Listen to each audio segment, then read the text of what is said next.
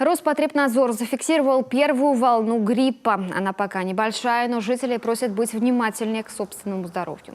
Причиной санитарные врачи называют начало учебного года и возвращение сотрудников из отпусков. И напоминают, минимизировать риск заражения и осложнений можно с помощью вакцины. В Коми кампания идет полным ходом. Медики намерены привить 370 тысяч человек. Вакцина, разработанная для этого эпидсезона, содержит штаммы 3 разновидностей вируса – Б, H1N1 и H3N2.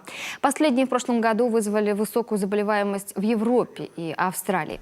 Главная задача на этот год – не допустить летальных исходов от пневмонии. Впрочем, их количество уже заметно сокращается, и по статистике помочь не удалось только тем, кто перенес заболевание на ногах, вовсе не обращаясь за помощью. Мы должны в этом году привить уже 45% населения, не менее 75% в группах риска. Но группы риска – это, как я уже говорила, организованные дети, школьники, студенты, сфера обслуживания, медицинские работники, лица, страдающие хроническими заболеваниями.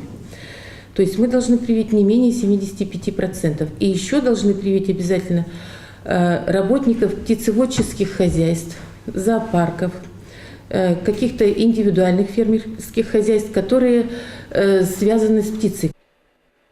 Особое внимание беременным женщинам. В этом году охват иммунизации этой группы риска планируют увеличить.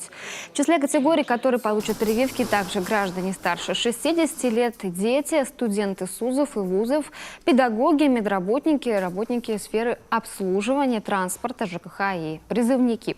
Отметим, что в Сыктывкаре на прошлой неделе начал работу передвижной пункт вакцинации. Он будет работать каждые выходные.